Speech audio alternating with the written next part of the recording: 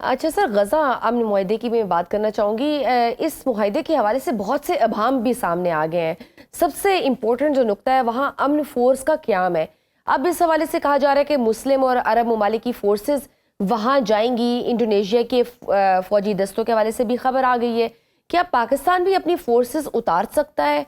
और पाकिस्तानी जैसी काबिल मैं कहती हूँ फोर्सेस का गज़ा इसराइल बॉर्डर पर तैनात होने से क्या असर पड़ सकता है?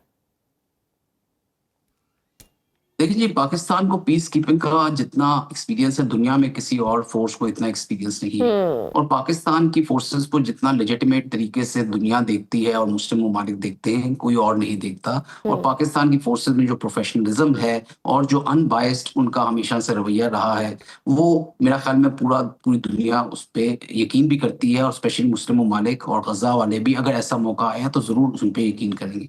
हम्म। लेकिन ये कहते के साथ साथ मैं बड़ा कॉशियसली ये भी कहना चाहूंगा कि जिस तरह आपने कहा कि काफी सारे अभाम नजर आए हैं, तो जी। उनमें एक ये भी चीज है कि देखिए, हमने अफगानिस्तान में जब ये मामला हुआ और इंटरफेरेंस हुई और उसके अंदर जिस तरह के क्योस हुआ, तो हम्म। हमने ये सोचा कि शायद हम एक गवर्नमेंट प्लांट कर देंगे जो कि पीपल सेंट्रिक नहीं होगी। फोर्स के थ्रू हमने अगर एक गवर्नमेंट जो हमने करजई साहब की भी डाली और उसके बाद हम्म। भी जो गवर्नमेंट आई, तो उन्होंने वो पीस नहीं ला सके, बिल्कुल। क्योंकि उस वक्त वो पीपल सेंट्रिक गवर्नमेंट नहीं थी। हम्म। लोगों ने जिन्होंने कुर्बानियां दी हुई थी, जिन्होंने मुश्किल वक्त गुजारा था, चाहे वो रशियन इन्वेजन था या अमेरिकन इन्वेजन था, उनको साइडलाइन किया गया और फोर्सफुली एक ऐसी गवर्नमेंट, पपेट गवर्नमेंट डाली गई हम्म। जिस जो अक्कासी नहीं करती थी ज्यादातर पॉपुलेशन की। इसी तरह अगर गजा में भी देखिए, गजा में 75 से 80 हजार जानें जा चुकी हैं, जिसमें 40% जो है वो बच्चों की जानें हैं। हम्म। इन लोगों ने, उनमें सिविलियंस भी हैं, उनमें सारे जो हैं वो हमास वाले लोग नहीं हैं।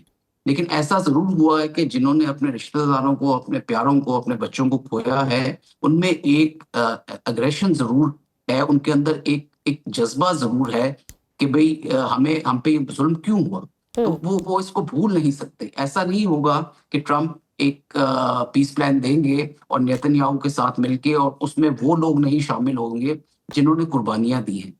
तो हम्म। जिन लोग जो होते हैं, जो पॉपुलेशन होती है, वो उन्हीं को लेजिटिमेट समझती है या बिल्कुल। उन्हीं की कदर करती है या उन्हीं को आते हुए देखना चाहती है अपने मुल्क में हुक्मरान की सूरत में, जिन्होंने सफरिंग की हो और सेक्रीफाइस की हो। जो पब्लिक तो मैं सेंट्रिक हो। समझता हूं कि सफरिंग और सेक्रीफाइस जिन लोगों की है उनको साइडलाइन नहीं करना चाहिए। हम्म। जब तक उन लोगों को आप साइडलाइन करके रखेंगे तो एक केओस और एक एनार्की वाला एलिमेंट जरूर रहेगा। उधर कभी स्टेबिलिटी नहीं आ सकती by hmm. planting a government which is serving self-serving या serving some सब international, यही तो फिर मतलब वो जो आपके एग्जैक्टली हुक्मरान अब होते वो हैं भी। कंसर्न्स उठ भी रहे हैं। अब फलस्तीन कह भी रही है कि ये तो ऐसे है जैसे कि एक कॉलोनी में आप एक और कॉलोनी बनाने जा रहे हैं। और अगर हम सपोज करते हैं कि ये अमन मुआहिदा जो ट्रम्प साहब लेकर आए हैं ये कामयाब नहीं होता, और जैसे ट्रम्प और नेतन्याहू ने कहा है कि हमास ने अगर कबूल ना किया तो नताइज भुगतेगा, तो क्या आप समझते हैं कि मिडिल ईस्ट में बाकायदा एक बड़ी जंग शुरू हो सकती है अगर हमास इस पे नहीं आता तो?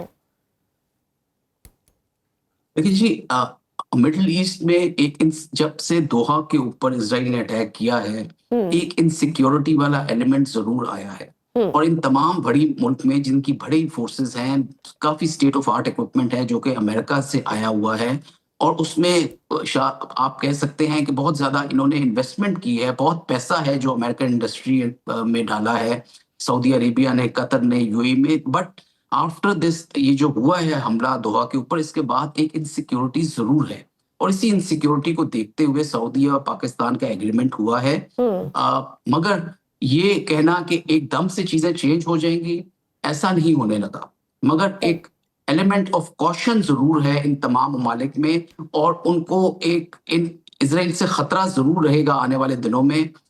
ये हमें देखना पड़ेगा कि हमास वाला जो स्पेसिफिक ये वाला मुआहदा है, इसको किस तरह से हमास, जो मुझे अभी तक अंदाजा है और जो खबरें आ रही हैं, हमास ने इसे ऑलरेडी रिजेक्ट किया है कि कोई इंटरमीडिएटरी फोर्स नहीं आएगी हम्म। जिसमें हम पीपल रिप्रेजेंटेशन नहीं होगी पैलेस्टीनियंस की और उन लोगों की जो गाजा के लोग हैं। जी। क्योंकि वो लोग चाहते हैं इंडिपेंडेंस फ्रॉम इसराइल, और हम्म। इसराइल ने जो ऑक्यूपेशन की हुई है, जब तक वो उस इलाके को खाली नहीं करते, उनकी तो सारी कुर्बानियां लाएगा जाएंगी। उन्होंने बिल्कुल। जो इतने सारे लोग खोए हैं, जिसका हम्म। असर अगर तखमीना लगाया जाए तो शायद 100,000 से भी ज्यादा है। उन्होंने कुर्बानियां इस वजह से नहीं दी थी कि दोबारा से कोई एक एक और बाहर वाले कॉलोनी लोग बन जाए, आके उनके बिल्कुल ऊपर सही। हुक्मरान करने। जी। तो वो चाहते हैं कि उनकी अपनी रिप्रेजेंटेशन हो, उन लोगों की रिप्रेजेंटेशन हो जिन्होंने कुर्बानियां दी हैं, जिन्होंने सफरिंग की है। बिल्कुल, व्हिच इज़ उसके फेयर इनफ। बगैर पूरे मिडिल ईस्ट में ये एक इंस्टेबिलिटी वाला एलिमेंट डेफिनेटली रहेगा, जंग का खतरा रहेगा, और ये आग जो है फैलेगी जरूर अगर इस चीज को मैनिपुलेट किया गया और मैनेज किया गया against the will and wish of the Palestinian people and specially the Gaza people. बिल्कुल सही। अच्छा, लास्ट क्वेश्चन आमिर साहब, इस वक्त पाकिस्तान की जो मुस्तहकम सफारती कामयाबी है और भारत की इस हवाले से जो नाकामी है, उसका खमियाजा अब दोबारा कश्मीरी भुगत रहे हैं। लद्दाख में होने वाले एहतजाज पर मोदी हुकूमत ने फिर बर्बरियत शुरू कर दी है, कई अफराद जान से चले गए हैं और मोदी का जंगी जुनून अभी तक थमा नहीं है। अगर इस बार भारत ने कोई जाहिरियत की तो पाकिस्तान पहले से किस हद तक मजीद मजबूत है? देखिए जी, डेफिनेटली पाकिस्तान की एक इम्पोर्टेंस और एक रेलेवेंस बड़ी है, इंटरनेशनल लेवल पे डिप्लोमेटिकली बड़ी है, और भारत को काफी सारा जो ये टैरिफ वाला स्पेशली एलिमेंट है और वीजा वाला जो पेनल्टी है जो ट्रम्प ने लगाई है उससे बहुत अफेक्ट हुआ है। और ये नहीं कह सकते कि जो पहले कहते थे कि पाकिस्तान बिल्कुल आइसोलेट हो गया है, डेफिनेटली पाकिस्तान की इम्पोर्टेंस उस लिहाज से, बट आने वाले दिनों में हमें ये जरूर देखना पड़ेगा कि हम अपने ईस्टर्न और वेस्टर्न बॉर्डर्स को इस किस तरह से महफूज करें, हम किस तरह से अपने लोगों को सिक्योरिटी दें। उन लोगों की सिक्योरिटी बहुत जरूरी है। जब तक वो लोगों की सिक्योरिटी हम नहीं इंश्योर कर सकेंगे, मेरा नहीं ख्याल कि किसी किस्म के खतरे से ये चीज खाली होगी। लोगों को जो हमारे कश्मीर में है, जिस तरह की एनार्की फैला रहा है इंडिया, उसके लिए हमें बहुत सारा गवर्नेंस इश्यूज को एड्रेस करना पड़ेगा। इसमें सिविल इंतजामिया का बहुत ज्यादा रोल है, सिविल एडमिनिस्ट्रेशन का बहुत ज्यादा रोल है। सिमिलरली केपी में और बलूचिस्तान में फौज को साइड पे होके काफी सारा इंतजाम जो है वो सिविलियंस के हाथ में देकर उनको दिखाना पड़ेगा कि वो लोगों को किस तरह से उनकी एक्सपेक्टेशंस को एड्रेस करें। और वही एक तरीका है इस तरह की इंसर्जेंसीज को, इस तरह के टेररिज्म को रोकने का। जब तक लोग सेफ नहीं फील करेंगे, जब तक लोगों की एक्सपेक्टेशंस को पूरा नहीं किया जाएगा, जब तक लोगों के ग्रीवेंसेस को एड्रेस नहीं किया जाएगा, कोई भी नॉन स्टेट एक्टर्स या कोई भी दूसरा मुल्क आके उस खला को पूरा करने की कोशिश करता है, और हमारा दुश्मन इस ताक में हमेशा रहता है। हमें ज्यादा इस वक्त तवज्जो देने की जरूरत है बॉर्डर के अंदर अपने लोगों के लिए, अपनी इंटरनल सिक्योरिटी के लिए।